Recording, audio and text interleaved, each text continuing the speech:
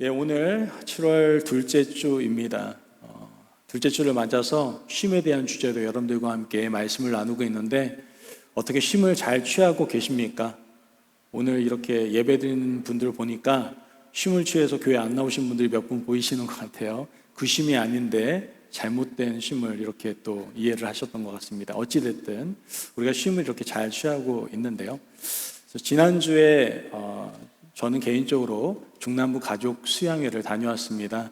한 번도 가보진 않은 건 아니고요. 잠깐 그냥 지나갔던 동네 중에 하나였는데 샌프란시스코를 한 4일 정도 다녀왔습니다. 다녀오면서 느낀 것은 나는 달라스가 좋다입니다. 샌프란시스코 여행 도시니까 굉장히 화려하더라고요. 그런데 저는 달라스가 훨씬 좋더라고요. 일단 제가 좋아하고 사랑하는 성도님들이 여기 계시니까 좋고, 그리고 하나님께서 이 달라스를 좋아하게끔 만들어 주신 것 같아요. 샌프란시스코가 가니까요, 하루의 날씨가요 몇 번이 바뀌는지 몰라요. 전 달라스만 극심하게 한두 번 바뀌는 줄 알았는데 샌프란시스코는요 옷을 몇 개를 갖고 다녀야 돼. 너무나 날씨 변동이 심해가지고요. 그래서 참 개인적으로 힘들었습니다. 뿐만 아니라 생애 처음으로 미국에 있는 야구 경기장을 가봤거든요. 오라클 파크라고 샌프란시스코 자이언츠의 야구장인데 얼마나 기대가 컸겠습니까? 그 샌프란 팀에 자이언츠의 이정우라는 우리 한국 선수가 뛰고 있거든요. 그러니까 얼마나 가슴이 더 벅차 올랐겠습니까? 애국심이 또 발휘되지 않겠습니까? 아싸 신난다 갔습니다. 그날 샌프란시스코가 13대 0으로 졌습니다. 그런 광경을 보면서 나는 샌프란시스코가 정말 안 맞나 보다 이런 생각을 해보게 되었던 것 같습니다. 어찌됐든 여러분, 제가 이렇게 잠깐 여러분과 나눴지만 저 나름대로는 그 귀한 공간에서 또 쉼을 누리고 또 하나님의 은혜를 또 많은 것을 깨닫고 누릴 수 있는 시간이 되었던 것 같은데요. 우리가 지난주부터 쉼이라는 주제를 가지고 함께 말씀을 나누고 있지 않습니까? 특별히 오늘은 시편 62편 1절과 2절 말씀을 통해서 쉼을 누리는 삶이란 무엇인가에 대해서 함께 말씀의 은혜를 또 나눠보고자 합니다. 이 시대를 살아가는 우리에게 쉼이라는 단어 참으로 간절한 갈망처럼 들리지 않나 생각해 보게 됩니다. 쉼, 듣기만 해도 좋지 않습니까? 쉼, 좋죠. 쉼, 듣기만 해도 좋은 것 같습니다. 저도 그렇습니다. 끊임없이 돌아가는 세상의 시계 속에서 우리는 마치 쉼없이 달려야만 하는 경주마처럼 살아가고 있는 것은 아닌가라는 생각을 해보게 됩니다. 몸은 피곤하고 마음은 늘 불편하고 나름대로 열심히 살아가면서 이뤘다라고 생각하지만 내면에는 알 수 없는 공허함이 자리 잡고 있는 경우가 너무나도 많다라는 것이죠. 여러분 어떻습니까? 나 뭔가 이룬 것 같다. 나 지금 많은 걸 가지고 있다 라고 얘기하지만 여러분 내면에는 공허감과 불안과 초조함만이 가득하진 않습니까?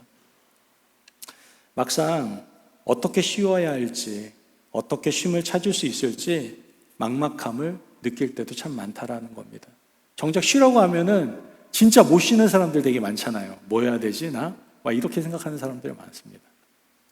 자, 오늘 본문의 저자는 다윗입니다. 다윗은 어떠한 사람이었습니까? 다윗은요 정말 파란만장한 삶을 살았습니다.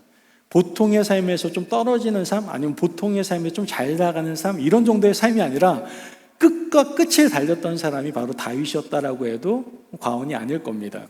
젊은 시절에는요 사울왕의 시기와 질투로 인해서 맨날 쫓기는 신세를 살게 됩니다. 광야에 나가서 쫓기고 동굴에 숨어있고 하여튼간 엄청나게 쫓기는 삶을 살아가게 됩니다. 또한 왕이 되어서는 수많은 전쟁들을 치러야만 했습니다.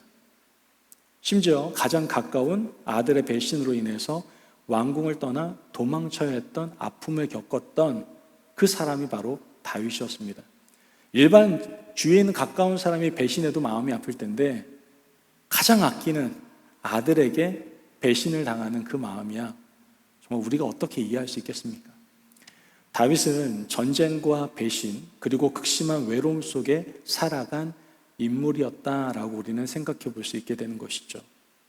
다윗의 삶을 보면 어떻게 보면 그에게는 단 하루도 편안한 어떻게 편안하게 쉰 날이 없었다라고 그런 생각이 듭니다. 편안한 날이 없었다라는 생각이 들어요. 그런데 마음 편한 날이 하루도 없을 것 같았던 다윗이 오늘 시편에서 뭐라고 고백하고 있는지 우리 한번 들어봤으면 좋겠습니다.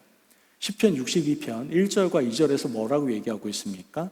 같이 한번 이 고백을 들어볼까요? 같이 읽겠습니다. 시작. 나의 영혼이 잠잠히 하나님만 바라며 나의 구원이 그에게서 나오는도다. 오직 그만이 나의 반석이시요 나의 구원이시요 나의 요새이시니 내가 크게 흔들리지 아니하리로다. 아멘. 여러분, 이 고백은요 우리에게 큰 울림을 가져다 줍니다. 고난과 역경의 한 복판에 있었던 다윗이 어떻게 이렇게 아름다운 평화로운 고백을 할 수 있었을까요? 정말 끝과 끝의 인생을 살았던 이 다윗이 어떻게 이와 같은 아름다운 고백을 할 수 있는 믿음의 사람이 될 수 있었을까요? 오늘 이 말씀, 이 고백을 통해서 우리가 진정으로 쉼을 누리는 삶을 살아가기 위해서 반드시 알아야 될 세 가지 핵심 원리에 대해서 함께 나누어 보고자 합니다. 쉼을 누리는 삶을 살아가기 위해서 우리가 반드시 알아야 될 것이 있습니다. 첫 번째 무엇이냐? 외적인 환경이 아니라 하나님과의 관계에서 이루어지는 것이 바로 쉼이다라는 것을 우리가 알아야 된다는 겁니다. 한번 따라해 볼까요? 외적인 환경이 아닙니다. 이거 크게 외치셔야 돼요. 그래야지 우리가 외적 환경에 영향을 받지 않습니다. 외적 환경이 아닙니다. 하나님과의 관계에서 이루어집니다. 믿으시면 아멘. 많은 사람들이 쉼을 외부적인 환경에서 찾으려고 부단히 노력을 합니다. 돈 많아지면 내가 쉴 수 있을 거야. 직장에서 은퇴하면 내가 좀 편안해질 거야. 내가 문제가 해결되면 비로소 마음이 놓일 거야. 내가 좀 집을 사면 내가 좀 안정적일 수 있을 것 같아 라고 생각을 합니다. 물론 육체적인 휴식과 환경적인 안정도 중요하지 않다라고 말할 수는 없을 겁니다. 중요할 수 있습니다. 힘든 노동 후에 잠시 쉬는 것은 우리 몸에 활력을 주기도 하고요. 안전한 보금자리는 우리에게 평안을 주기도 합니다. 그러나 과연 이것이 우리가 추구해야 되는 쉼에 대한 최선일까요? 한번 우리 스스로에게 질문을 던져볼 필요가 있는 것이죠. 제가 목회를 하다 보면은 스몰 비즈니스 하시는 분들을 자주 만납니다. 특히 도넛 하시는 분들을 많이 만나요. 그 도넛 하시는 분들이 저에게 하시는 말이 뭐냐면은 이 스몰 비즈니스를 하다 보면 돈은 많이 번대요. 그러시냐고, 돈 많이 번대요. 그런데 돈을 많이 벌고 난 다음에 노후가 되면 그 돈을 어디다 쓰느냐? 어디다 쓸 것 같아요? 노후에 멋진 여행 막 가면서 쓸 것 같아요? 병원비로 다 쓴대요. 병원비로. 여러분, 우리가 추구하는 것들, 정말 우리가 쉼을 얻을 수 있다고 생각하는 많은 것들, 우리가 외부적인 환경을 통해서 우리가 얻을 수 있다는 것 알고 보면 안개와 같이 다 없어지는 것에 불과하다는 것을 우리는 분명히 깨달을 필요가 있다는 것이죠. 제가 가끔 이제 이렇게 페이스북이나 유튜브를 보게 되면 어떤 유명한 연예인이 하던 말들이 기억이 납니다. 이 한 유명 연예인이 이런 말을 하더라고요. 자기는 유명세를 타기 위해서 정말 열심히 일했대요. 열심히 일한 이유가 자신이 돈을 많이 벌고 아름다운 집에 살고 유명한 유명세를 타게 되면 자기는 쉼을 취할 수 있을 것이다라고, 자기는 행복한 삶을 살 수 있을 것이다라고 생각을 했대요.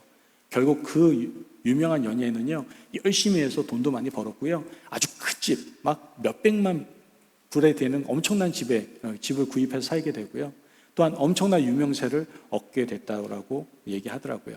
그런데 이런 것들을 다 얻으면은 자기가 정말 쉼을 취하며 살 수 있을 거라고 생각했는데 얼마 지나지 않아서 그 유명인에게 찾아온 것은 무엇이었냐? 바로 우울증이었다라고 합니다. 그 유명인은 외적인 모든 것은 다 가졌지만 내면에는 깊은 공허함과 불안감만이 자리를 잡고 있었던 것이죠. 결국 그 연예인은 여전히 쉼을 취하지 못하고 있는 자신에 대해서 고백할 수밖에 없었습니다. 이게 연예인만의 문제입니까? 저와 여러분의 문제는 아닙니까? 우리도 부단히 외적인 요소를 통해서 여러분 쉼을 취하려고 노력하지는 않습니까? 그래서 여러분에게 찾아오는 것은 무엇입니까? 오히려 불안하고 또한 걱정되고 염려하고 또한 내 안에서 우울감 속에 살아가고 있는 모습이 있지는 않습니까? 여러분, 다윗은요, 쉼을 얻을 곳을 궁전으로 취하지 않았습니다. 궁전의 안락함이 다윗에겐 쉼이 아니었습니다. 전쟁에서의 승리가 다윗에게는 쉼이 아니었습니다. 다윗이 진정한 평화를 얻었던 것, 쉼을 취할 수 있었던 곳은 바로 하나님과의 깊은 관계 속이었다라는 것을 다윗의 고백을 통해서 우리는 알 수가 있게 되는 겁니다. 다윗은 분명히 고백합니다. 시편 62편 1절 말씀, 오늘 본문의 말씀에서 뭐라고 얘기합니까? 나의 영혼이 잠잠히 하나님만 바라보며 나의 구원이 그에게서 나오는도다. 다시 한번 읽어드릴까요? 나의 구원이 어디서? 그에게서 나오는 도다. 믿으십니까? 아멘. 다윗은요, 나의 구원이 그에게서 나온다라고 분명히 고백합니다. 다윗이 자신의 모든 문제 해결의 근원이 진정한 구원을 이룰 수 있는 분은 오직 하나님밖에 없다라고 고백을 하고 있는 겁니다. 하나님만이 자신의 구원자이심을 믿는 흔들리지 않는 믿음에서 다윗의 평안이 시작되었다라는 것을 우리는 분명히 알 수가 있게 되는 것이죠. 우리는 살아가면서 수많은 외부적인 요인 때문에 흔들립니다. 흔들려도 너무 흔들립니다. 경제적인 어려움이 있을 때 흔들리죠. 관계의 갈등 가운데 있을 때 흔들리죠. 건강에 문제 생기면 흔들리죠. 미래에 대한 불확실성, 이런 것들이 올 때 우리는 흔들릴 수밖에 없습니다. 이런 흔들림 속에서 우리는 불안하게 되고 또 우리의 쉼들을 다 빼앗아가는 것을 느끼게 됩니다.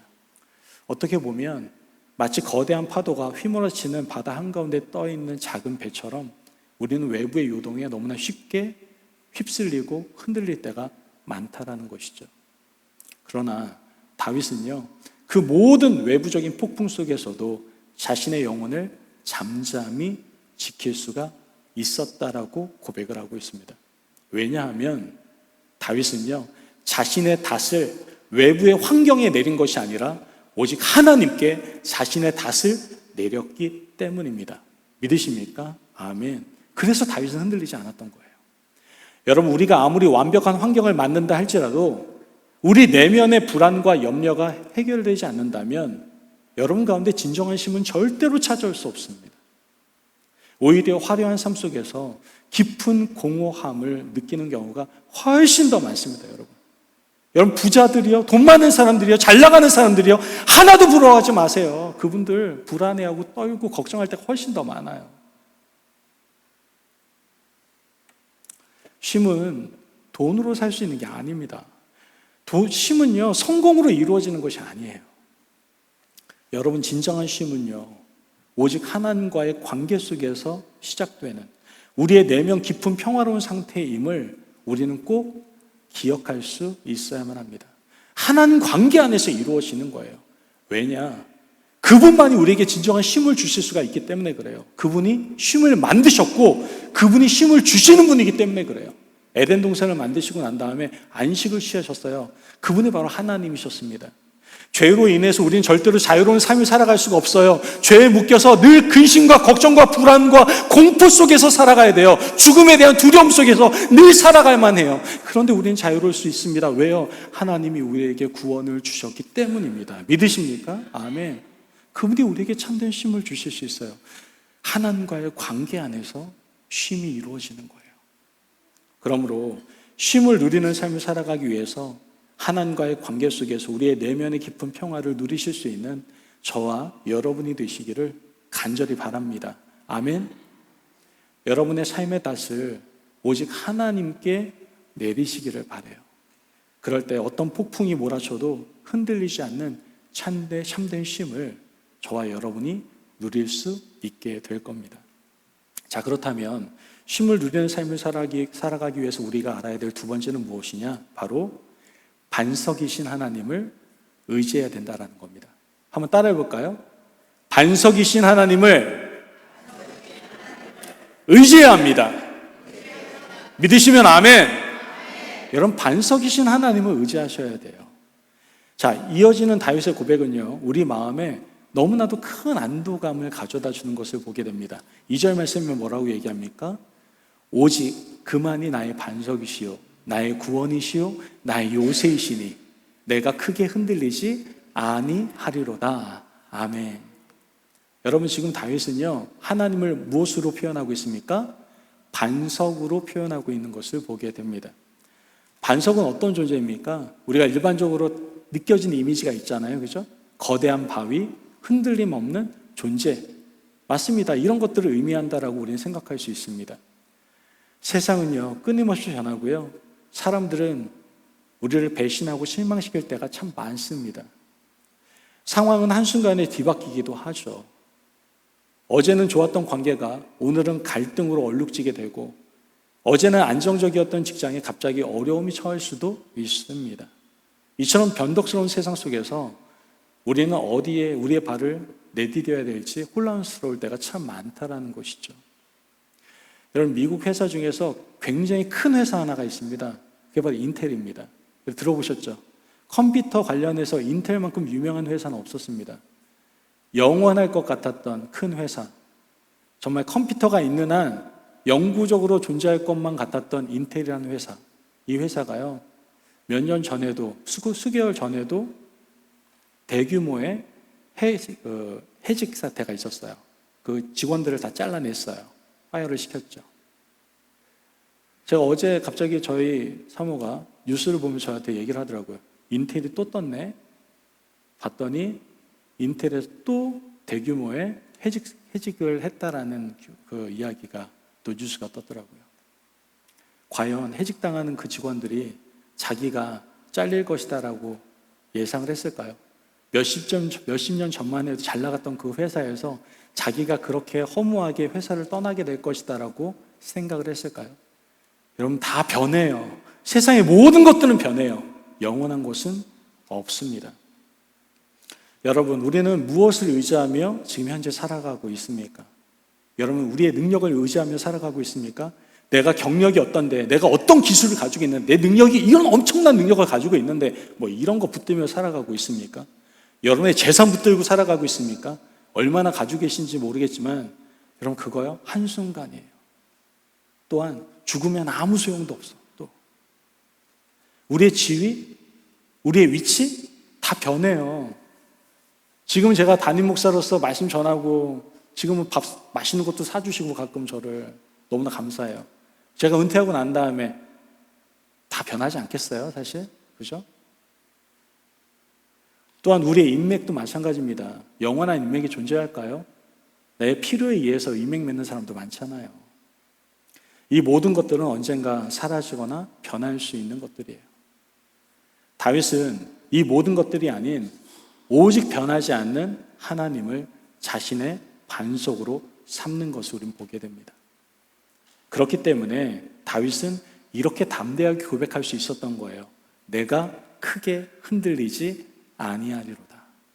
여러분, 이 고백이 저와 여러분의 고백이 되시기를 주님의 이름으로 축복합니다. 아멘. 여러분, 2005년도에 허리케인 카트리나가 한번 미국을 휩쓴 적이 있습니다. 남부 쪽 플로리다부터 시작해서 뉴올리언스까지 완전히 쑥대밭을 만들어 놨습니다. 그 중에서 한 채의 그 집이 뉴스가 된 적이 있어요. 다 완전 그 황폐화가 되었는데 집 하나만 딱 남아 있었거든요. 그래서 그 집에 사는 사람과 인터뷰했던 내용들이 나왔습니다. 물어보니까 자신은 옆에 있는 집들이 대충 집을 막 지을 때, 재료 가지고 지을 때 자기는 최고의 재료와 기초를 닦을 때에도 정말 열심을 다해서 깊이 기초를 세우면서 집을 지었다라는 얘기를 했습니다. 눈에 보일 때는 아무것도 아닌 것 같아요. 그죠? 그런데 중요한 것은 그 기초를 바로 세웠을 때에 그 집은 그 엄청난 허리케인도 버틸 수 있는 집이 될 수 있었다는 겁니다. 그렇다면 우리는 그 기초를 어디에다 둬야 되는 겁니까? 다윗은 우리에게 분명히 권면하고 있습니다. 그 기초를 반석에 둬라. 반석을 의지해라 라고 우리에게 말씀하고 있다는 것이죠. 여러분, 하나님은 어떤 분이십니까? 하나님은요, 어제나 오늘이나 영원토록 동일하신 분이십니다. 세상은 모든 것들이 변해도 하나님의 신실하심과 사랑은 결코 변하지 않습니다. 어제도 오늘도 앞으로도 우리를 사랑하실 것이고 그분의 신실하심은 영원할 거예요. 하나님은 우리의 흔들리는 삶 속에서 유일하게 흔들리지 않는 굳건한 반석이 되어주신다는 것을 우리는 믿으셔야만 합니다. 우리의 삶에 폭풍이 몰아치고 모든 것이 흔들리는 것 같을 때 우리가 붙잡아야 할 것은 오직 변함없는 하나님이십니다. 옆에 있는 친구가 아닙니다. 나를 도와줄 수 있는 어떤 사람이 아닙니다. 변함없는 하나님이십니다. 그분만이 우리의 굳건한 기초가 되시고 우리의 피난처가 되어줄 수 있는 거예요. 여러분, 우리가 하나님을 우리의 반석으로 삼을 때 우리는 어떠한 상황 속에서도 흔들리지 않는 참된 쉼을 경험할 수 있게 될 줄로 믿습니다. 아멘.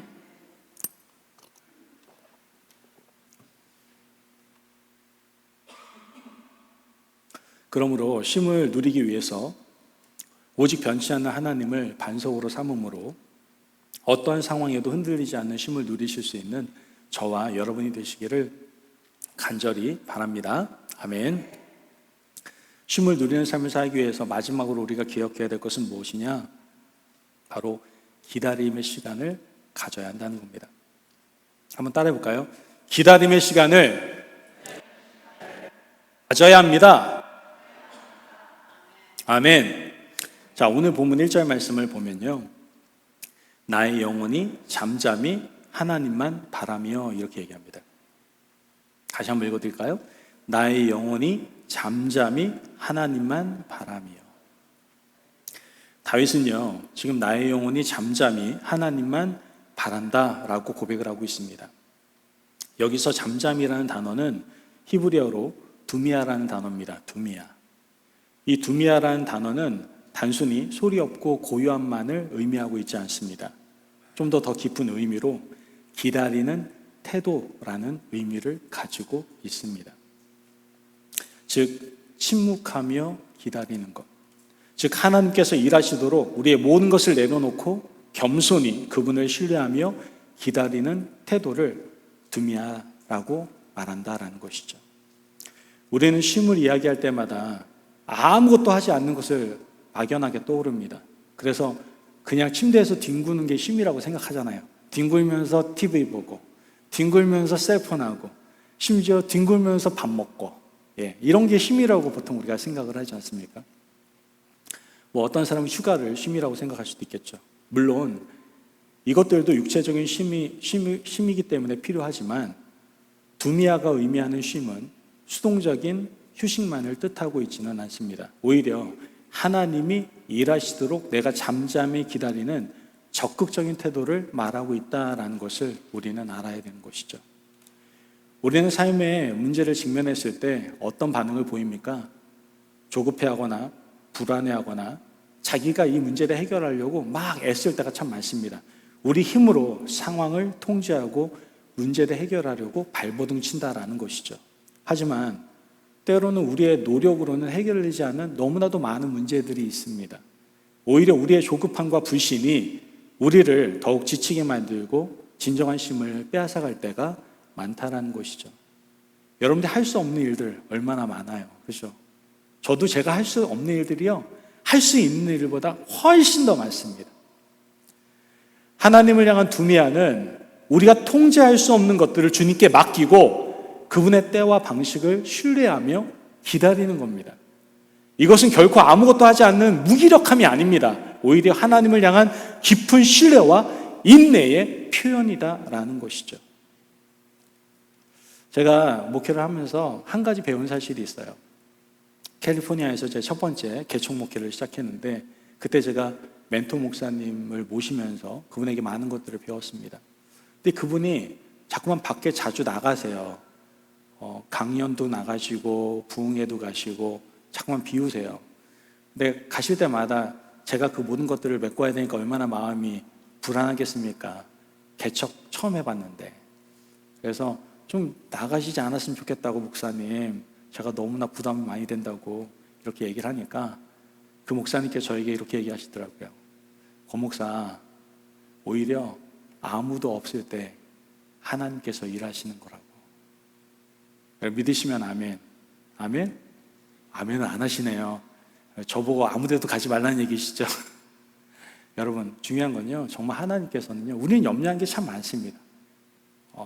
그러나 하나님께서는요, 하나님의 방식대로 일하세요. 우리가 기다릴 때, 하나님을 신뢰하며 의지할 때 하나님은 하나님의 방법으로 놀랍게 일하신다라는 것을 믿으실 수 있는 저와 여러분이 되시기를 간절히 바랍니다. 아멘. 여러분, 우리가 하나님 안에서 쉼을 누린다는 것은 우리가 모든 문제로부터 자유로워진다는 것을 얘기하는 것이 아닙니다. 여전히 삶의 어려움과 고난은 우리 주변에 늘 존재할 수 있어요. 지금도 여러분 어려움 존재하고 있지 않습니까? 존재할 수 있어요. 하지만 그 속에서도 우리 내면의 평화를 잃지 않는 참된 쉼을 우리는 기다림을 통해서 얻을 수 있게 된다라는 것이죠. 제가 개인적으로 바다를 굉장히 안 좋아합니다. 제가 바다에서 한 4번 정도 죽을 뻔한 적이 있어서 별로 안 좋아합니다. 저 공짜로 보트 탄 적도 있어요. 한국에서는 보트가 와서 저를 태워주는 경우가 몇 번 이렇게 있었거든요. 그 해양구조대원들 있죠? 그분들이 오셔서 빠져있는 저를 이렇게 건져줬던 적이 한 2번 있거든요. 저는 수영을 할 줄 모릅니다. 그래서 바다를 너무 싫어해요. 그런데 싫어하는 바다지만 이러한 저의 고통 속에서 제가 분명히 깨닫고 알게 된 사실 한 가지가 있어요. 그것은 뭐냐면은 바다가 거센 폭풍으로 인해서 굉장히 몰아치지 않습니까? 그러면 바다 표면은 당연히 극심히 요동칠 수밖에 없을 겁니다. 그러나 바다 깊은 곳 좀만 들어가면요, 어떤 폭풍에도 불구하고 그 깊은 속은 언제나 고요하고 평온하더라라는 겁니다. 수면의 격렬한 움직임은 절대로 깊은 바다에는 아무런 영향을 미치지 못한다라는 것을 제가 물을 많이 먹어보면서 저는 분명히 알게 됐습니다. 마찬가지로 하나님 안에 거하는 사람은요, 외부의 소용돌이와 삶의 폭풍 속에서도 자신의 영혼 깊은 곳에서 평안을 누릴 수가 있게 되는 겁니다.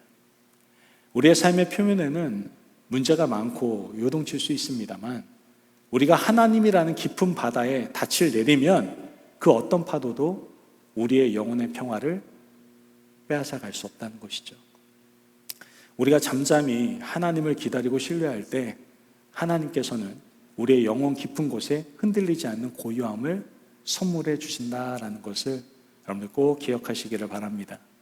그러므로 우리가 진정한 쉼을 누리기 위해서 잠잠히 하나님을 기다리고 신뢰함으로 우리 영혼 깊은 곳에 고요함 속에서 진정한 쉼을 누릴 수 있는 저와 여러분이 되시길 주님의 이름으로 축복합니다. 아멘. 여러분, 쉼은 상황의 변화로부터 오는 것이 아닙니다. 쉼은 우리가 처한 환경이 완벽히 정리되어야만 비로소 얻게 되는 것이 아니다라는 것이죠. 진정한 쉼은 오직 하나님을 바라보는 믿음에서 오는 선물입니다. 하나님의 선물이 쉼입니다. 쉼. 다윗은 모든 어려움 속에서도 자신의 시선을 오직 하나님께 정했습니다. 오직 하나님께 고정을 했어요. 다윗은 자신의 구원이 하나님에게서 나오고 하나님만이 자신의 반석과 요새가 되심을 확신했습니다.